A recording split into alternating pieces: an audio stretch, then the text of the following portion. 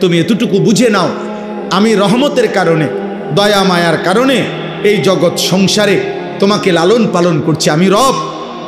আর তবে আমি সব কিছুর হিসাব নেব, আমি মালিক বিচার দিবসের। অতএব যদি তোমার বিবেক থাকে, বুদ্ধি থাকে, তাহলে তোমার উচিত এ কথা বলা যে আল্লাহ আপনি যেহেতু সব দিয়েছেন, আবার আপনি সব হিসাব নিবেন, কাজে এলোমেলো কইরা সদরবদর কইরা লাভ নাই। ইয়াকা নাবুদু, আমি আপনার গোলামি করব। বাবুরে বেজালের দরকার নেই, আপনার ইবাদতই করব। ওয়া ইয়াকা নাস্তাইন, হ্যাঁ আল্লাহ, তবে আমার প্রথম আবদার সব মাইনা নিছি, আপনার ইবাদত করব। তবে আমি দুর্বল মানুষ, আমি দুর্বল মাওলা, আমারে একলা একলা তো আমি পারতাম না, আমি তো দুর্বল, আমি আপনার বান্দা, আমি আপনার কাছে সাহায্য প্রার্থনা করি। আপনি আমারে সেজদা দেওয়ার জন্য, নামাজ পড়ার জন্য, হালাল পথে চলবার জন্য, হারাম ছেড়ে দেওয়ার জন্য আপনি আমারে সাহায্য করেন।